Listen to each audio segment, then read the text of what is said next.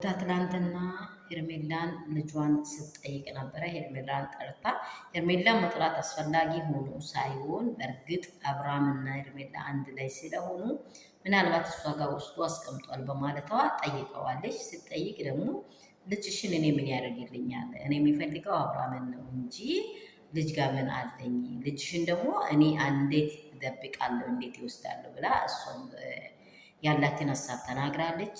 ሩታም ደግሞ አንቺ ጋር መኖሩን ከዚህ በፊት ይህንን ፈውል እንደሰራሹ አውቃለሁ በሚል ተናግረዋለች። ግን የተጨመቀ ነገር ያገኘችው ነገር የለም። በእርግጠኝነት እኔ እዚህ ቦታ ላይ አንድ ምስቴክ የሚመስለኝ ምንድን ነው፣ ብዙ ሰዎች ትላንትና አብርሃምን ድራማ እንደሰራችው ሩታ ድራማ እየሰራች ነው እያላችሁ የሚታወቁ ሰዎች ምላስ ጥሩ ነገርን ያመጣል፣ መጥፎ ነገርንም ያመጣል። ምላሳችሁ ላይ ተጠንቀቁ። ምክንያቱም ሰው በልጁ ላይ አይቀልድም። ልጅ ማለት ህይወት ነው። ልጅ ማለት ስንት ዋጋ የከፈለችበት፣ ዝናዋን ያጠችበት፣ ክብሯን ያጠችበት፣ የተዋረደችበት።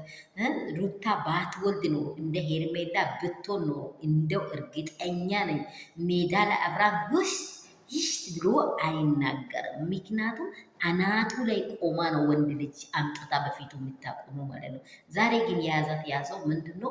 ሁለት አባት እንዲሆን አልፈልግም፣ በአንዱ ልጅ መውለድ፣ በአንዱ ልጅ ደግሞ ሌላ ነገር መሆን አልፈልግም ብላ ነው ለልጇን ወግ ማረጓን ሁሉ ጸጥ ብላው አምቃ ይዛ አፌ ቁርጥ በል፣ በእውነት አፌ ቁርጥ በል። ውድና እንቁ የወልቅ ኤፋይ አንተን እውነት እግዚአብሔር አምላክ ለአንተ በእውነት የመጨረሻ ከጅማሬ እስከ ፍጻሜ ድረስ ይባርክ። በቃ ምንም ነገር የሚለው ነገር የለም።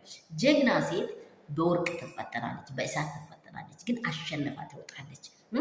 ጀግና ሴት በወርቅ ትፈተናለች፣ በእሳት ትፈተናለች፣ ቀጥላ ደግሞ በእሳት ትፈተናለች፣ ግን ምንም በጽናት ታልፋለች። ጀግና ሴት ምክንያቱም በእውነት የእሷን ድምቀት የእሷን በጣም መልካም ነገሩ እያወራ ነው ያለው። ይፋ በጣም ይባርከ እግዚአብሔር። ከእግዚአብሔር ነው የምታገኘው፣ ከሰው ምንም አታገኘው። ሰው ሲያጨበጭብልህ አንድ ጊዜ ሆይ ሆይ ይብልና ዞር ይላል። ግን እግዚአብሔር እስከ መጨረሻ በአንቴ ላይ መልካም ነገር ያስቀምጣል ማለት ነው።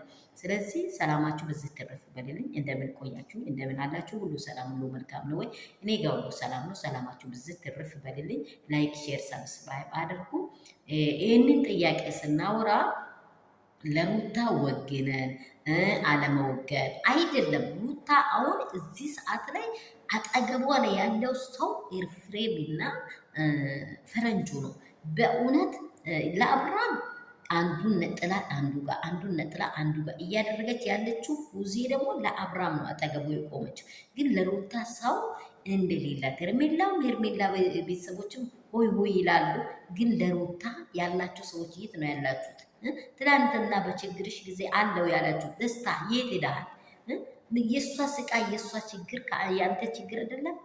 ምትወዳት ከሆነ እኮ በእንደዚህ የምትጋፈጠው ሰዓት መጋፈጥ አለብኝ እላችኋለሁ። ሰላማችሁ ብዝት ትበል፣ ትርፍ በል። ላይክ አድርጉ፣ ሼር አድርጉ። ግን ሩታዬ ዛሬ አዲስ ነገር ይዛ እንደምትመጣ ሙሉ እምነት አለኝ። አዲስ ነገር ልውሌን ይዛ ትመጣለች። በቃ በተስፋ እኔ ይህንን ነው የምናገረው።